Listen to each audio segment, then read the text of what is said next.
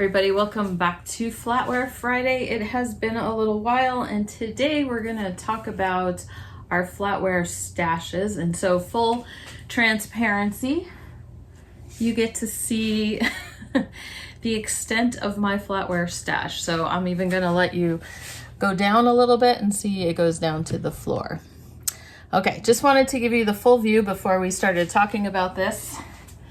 And this subject had come up because I had been talking to one of my online reseller friends who we've been in the business, the vintage business together for many, many years, and that's Mitzi. And she was sharing on Facebook her stash in a banker box of flatware that she wanted to get listed. And I was like, that's nothing. Anyway, so she was like, show me your stash, show me your unlisted so that I feel better. Right? And so I gave her a picture of this loveliness and she did feel better, right, Mitzi? And so anyway, we were discussing it and she was like, let's do a flatware challenge, or she's like, when does it start? And I said, you know what, let's just throw that over on the YouTube channel and we'll do a flatware challenge together because I have a feeling a lot of people need it. So what I was thinking is we'll do a flatware challenge for the month of October. So if you need a little bit of time to prepare, you've got a week and a half or so to kind of gather things up and start thinking about it. If you want to get started sooner, go for it. I probably will get started in this next week just because the week that October begins, I'm going to be out of town. And so I won't be doing any flatware listing that week, but we're going to talk about what the challenge can be and look like at first. But I thought I would just kind of give you an explanation. This part up here is listed flatware. It's at least the bins that as I list flatware, it can go in here and they're labeled by brand. And then I can just, my son was helping me do this. And I had done a video about how I organize my flatware previously. We've moved it out to the garage, and that was part of kind of a big cleanup we did this summer. So it's all out in the garage now. Mr. Pish Posh is also talking about giving me a space in the other part of the garage where I would have a surface that I can sort, and the flatware can stay there, like nothing else is being done on that surface. So it can just be the flatware sorting station kind of thing. But that's down the line. So for now, we're going to just work on attacking some of this in the month of October. Now, like I said, some of this is listed, and then the next few shelves are unlisted flatware, but my son had started to help me sort it by brand so I could kind of see if I had matching pieces and things like that I could put together. A lot of this down here, I'm not going to tip it again, but down here there was a lot of utensils. So it's not all completely flatware, but it's kind of flatware adjacent. So there's utensils and vintage utensils and things like that. Now over here gets a little more interesting. I have all sorts of different containers of things that I have the flatware in. I have a lot of bins of like mixed vintage flatware, and that was from, years ago. Okay, so like when we lived in Washington, flatware was so easy to come across. And so I think at one point I did do like a sorting of it. I kind of downsized it, and this was still good vintage flatware. And I can't remember if the plan was to eventually get it listed or if it was to make up lots of like an eclectic mixed vintage lot, which I can probably still do as well.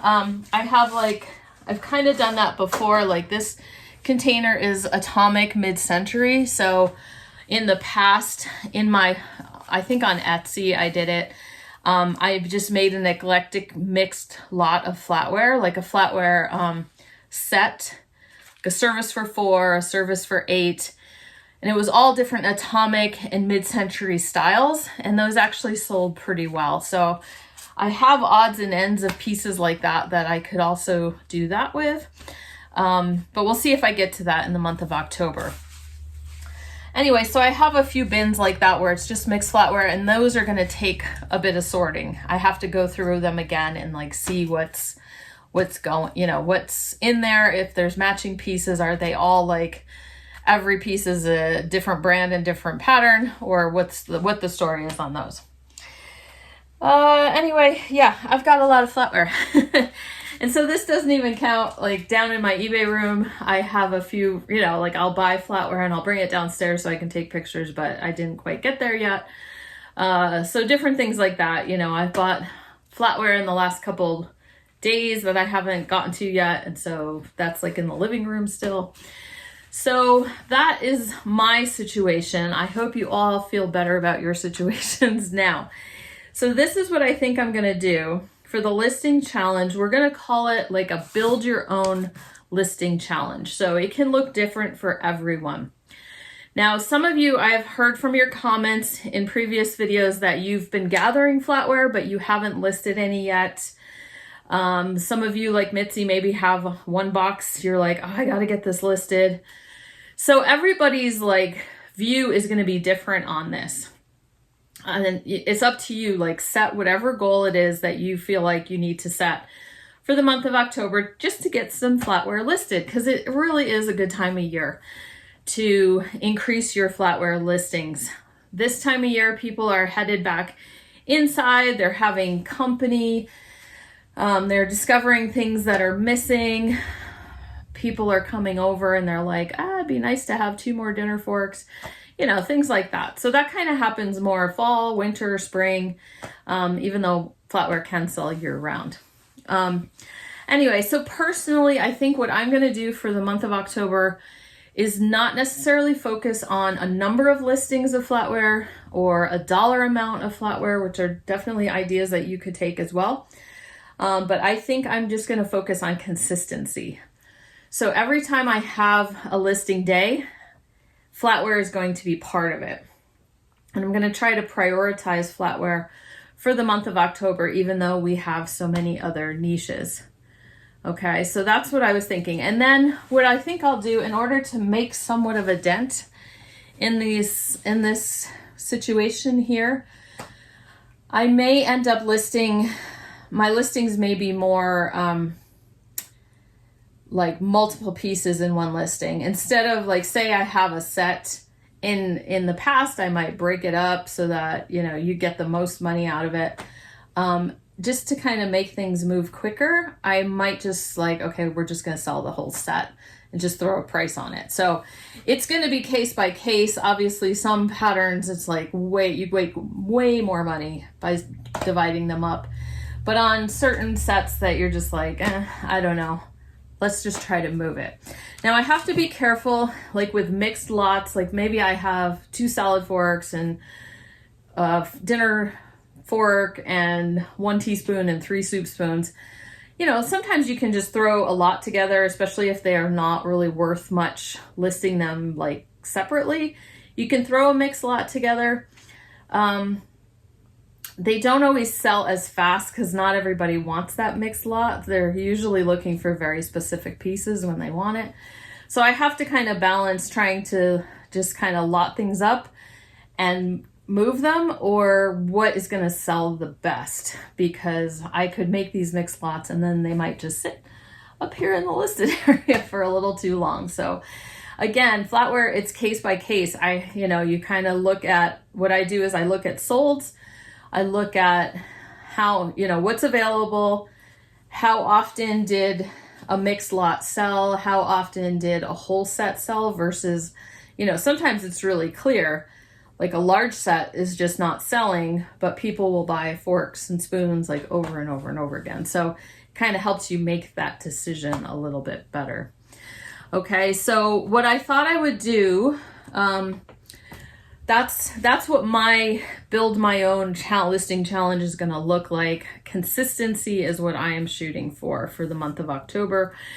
And so what I've done in order for us to kind of have this little community about this is I have, if you've ever noticed, if you look at my channel on YouTube, if you're a subscriber, there's across the top, there's different things that you can look at. You can look at videos, you can look at shorts or whatever, all the different parts of my channel.